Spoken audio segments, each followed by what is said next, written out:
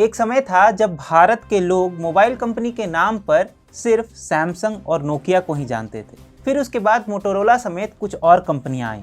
Apple iPhone तो बहुत सारे लोगों के लिए लग्जरी था ही, लेकिन सैमसंग गैलेक्सी सीरीज भी सबका सपना हुआ करता था। फिर आया रेडमी, रियलमी, ओप्पो और वीवो जैसे फोन का दौर ऐसा आया कि सब कुछ तबाह हो गया। इन कंपनियों ने ऐसी जगह बनाई कि भारतीय बाजार पर चीनी मोबाइल का कब्जा हो गया। ये फोन सस्ते और सुंदर दोनों थे, इसीलिए इन्होंने मार्केट पर ऐसी धाक जमाई कि भारतीय ब्रांड मुंह ताकते रह गए।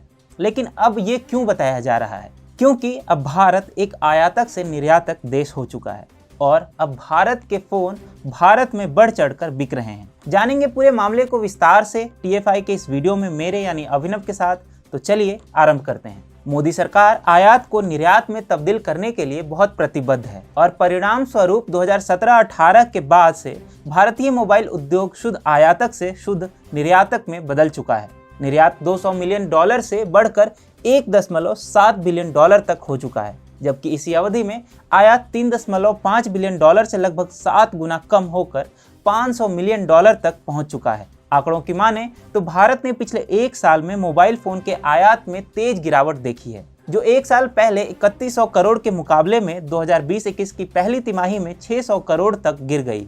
ICEA के अध्यक्ष पंकज मोहिंद्रू ने कहा है 2014-15 के बाद से अब तक का यह सबसे निचला स्तर है। ICEA उद्योग निकाय एप्पल, फॉक्सकॉन और अन्य कंपनियों के उत्पादों पर नजर रखता है। 2021-22 की पहली तिमाही के दौरान मोबाइल फोन का निर्यात 4600 करोड़ रुपए रहा, जो 2020-21 के इसी तिमाही में 1300 करोड़ रुपए से 3 गुना अधिक है। महेंद्रू ने बताया कि कोरोना महामारी की दूसरी लहर के बावजूद विनिर्माण जारी रखने और PLI योजना के समर्थन के लिए भारत सरकार की विवेकपूर्ण नीति उद्योग ने विनिर्माण और निर्यात में महत्वपूर्ण प्रगति की है। 2021-22 की पहली तिमाही में 20,000 करोड़ रुपए के निशान को पार करते हुए 100% की जबरदस्त वृद्धि भी दिखाई है।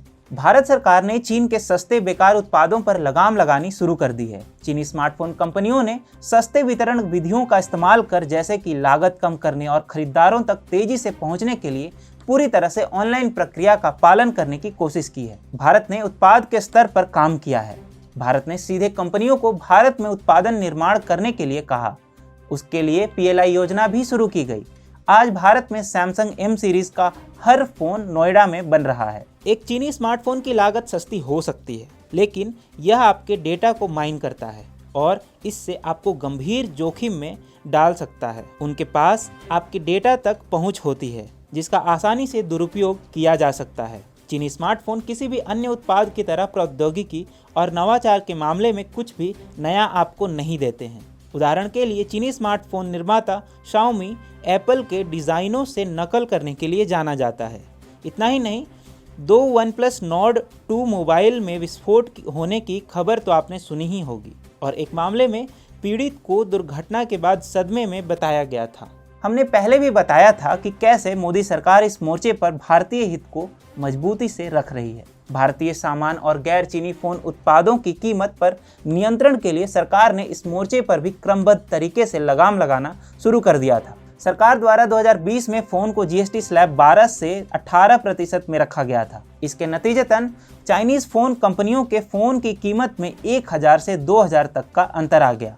अब लोगों को सैमसंग का फोन रियलमी और रेडमी की कीमत पर मिल रहा है और जहां तक बात है, लोगों का विश्वास अब भी सैमसंग जैसी कंपनियों पर अधिक है।